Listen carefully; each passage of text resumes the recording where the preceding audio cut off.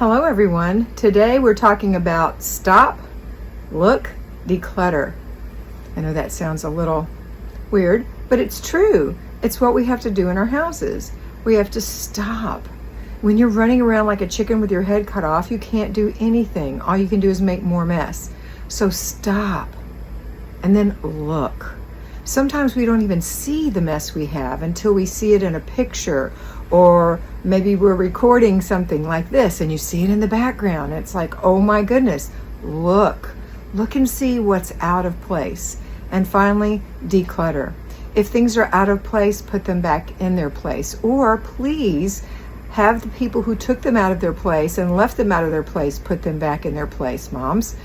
And then if you don't have a place for things, then make sure you're following the zone system where you work on it during your zone for 15 minutes, and slowly but surely it'll all get done. So remember to stop, look, and declutter. Have a great day.